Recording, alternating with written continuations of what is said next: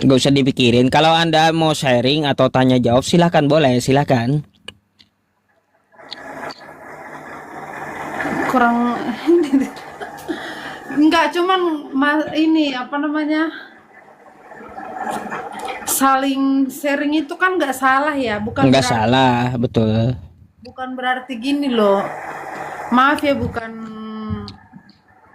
menghina atau mengejek, namanya Iya. sharing atau diskusi itu nggak salah, tapi kenapa mereka langsung masuk gini, aku karena sharing sama itu dipikirnya saudara seiman, aku langsung kayak mualaf gitu. Bukan loh, ini kan namanya sharing, tapi kenapa Heeh. hujat. Boleh, boleh, Mbak. Jangan dipikirkan terus yang menghujat Anda, yang menghina Anda, ya itu cuma iri. Ya, dia tidak bisa seperti Anda. Itu aja. Jadi nggak usah digubris orang yang menghujat atau orang yang DM gitu. Mari gunakan akal sehat gitu. Gak perlu kita apa ya, melihat apa kata mereka. Kalau kita ikuti Mbak, saya pun apa kata mereka, kata netizen, semuanya salah, serba salah gitu. Jadi ya punya pendirian lah kita gitu ya, punya pendirian. Nggak perlu kita dengarkan, biarkan anjing menggonggong kapilah berlalu gitu. Iya kan gini loh. Apa ya? Justru semakin yang menghujat itu kan jadinya ditertawain gitu. Mm-mm. Bukan berarti karena aku sering apa ngomong sama yang beda agama gitu langsungnya pikiran mereka itu aku langsung kayak mualaf, bukan. Ya saling Mm-mm. bertanya atau pengen tahu itu kan nggak salah ya Pak ya. Nggak salah, iya. Boleh Bukan kalau kalau Mbak, banyak yang kalau hujat. kalau Mbaknya mau bertanya boleh gitu. Udah banyak yang hujat aku nggak kuat. Biarin aja Mbak. Mau saya tutup komentarnya nggak? Iya ditutup aja. Komentarnya ditutup aja, baik. Sementara saya tutup komentar ya teman-temannya. Demi keamanan dan kenyamanan ya. Pengaturan komentar ditutup. Hmm.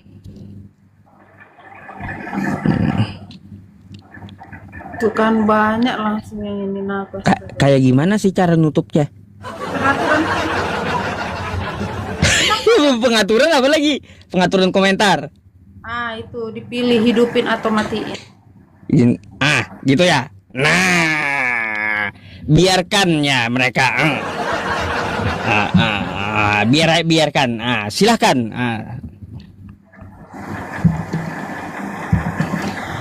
Aduh, apa ya? Setiap udah naik gini jadi bingung karena udah dibully duluan. Hmm, Enggak Gini, apa-apa. Apa yang perlu dipertanyakan silahkan.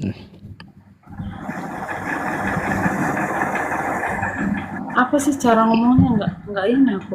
Maksudnya Enggak gini, apa-apa. coba Pak Ustadz sharing duluan gitu. Nanti biar tahu cara. Nah, kalau Anda mau sharing nih ya, Mbak ya, di dalam agama Islam itu bukanlah agama yang baru gitu. Agama Islam ini adalah agama yang meneruskan ajaran dari para nabi terdahulu. Contoh Nabi Abraham, Musa, terus nabi-nabi yang diutus kepada Bani Israel, termasuk meneruskan ajaran dari Yesus itu sendiri gitu. Kenapa saya bilang begitu? Coba kalau kita melihat di Bible Anda, di Ulangan 6 nomor 4, di situ tertulis, "Hai Bani Israel." Kata di kitab Nabi Musa tuh ya, Tuhan Allah kita, Tuhan itu Esa. Lalu Yesus mengutip perkataan itu dalam Markus. "Hai Bani Israel, Tuhan Allah kita, Tuhan itu Esa," kata Yesus. Dan di Islam, Qul huwallahu ahad. Katakanlah Tuhan itu Esa. Tuh. Jadi Islam ini bukanlah agama yang baru, tapi Islam ini sebenarnya adalah agama yang memang sudah dibawa oleh para nabi pada zaman dahulu gitu. Hanya saja syariatnya berbeda-beda gitu. Tapi satu suara mereka, satu suara, yaitu apa? Katakanlah Tuhan itu Esa. Nah gini Mbak. Syarikat Terus ini kalau apa? kita, ya Syarikat itu kayak maksudnya ikatan apa gimana? gimana? Syarikat itu apa? Syarikat, syarikat. Ah, Kalau syirik atau serikat itu menduakan Tuhan semesta alam. Contoh nyembah patung, tuh berserikat dengan patung. Syirik terhadap Allah. Gitu. Jadi lanjut. gitu. Jadi kita nggak boleh menyembah patung. Jadi Mbak ikuti apa yang diajarkan oleh para nabi terdahulu. Saya bisa bukakan kepada Anda ya, dari kitab Anda sampai kitab saya, agama Islam. Satu dulu yang kita pegang, ya, satu dulu yang kita pegang. Apa itu? Ajaran para nabi terdahulu sampai hari ini seperti apa tentang masalah Tuhan. Satu, Abraham Tuhannya kagak kelihatan, betul? Tuh. Nabi Musa Tuhannya kagak kelihatan, betul? Ya.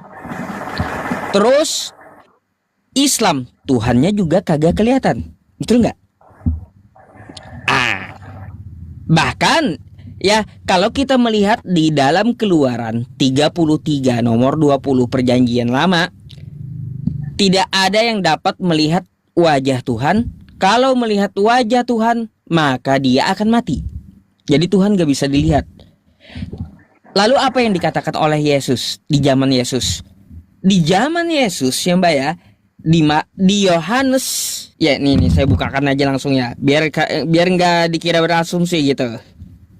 Di Yohanes 5 nomor 37 ya, di situ dikatakan Mbak, di Yohanes 5 itu, Bapa yang mengutus aku, dia yang bersaksi tentang aku, kamu tidak akan dapat melihat rupanya, suaranya pun tidak akan dapat kau dengar. Nih, saya bukakan buat Mbaknya.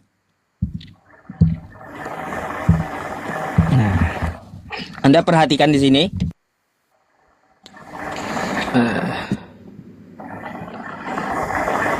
Bentar ya.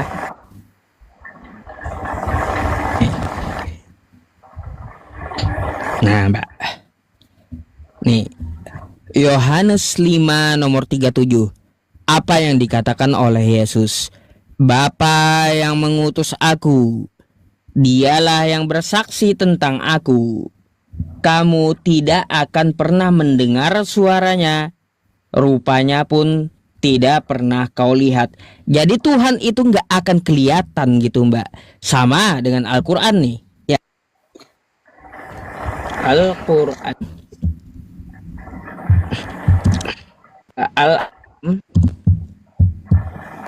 103. Nih ya, saya bacakan buat Anda khusus. La tudrikuhul absor wa huwa yudrikul absor. Tidak dapat dijangkau oleh penglihatan mata. Jadi satu hal dulu, para nabi itu menyembah Tuhan yang tidak kelihatan.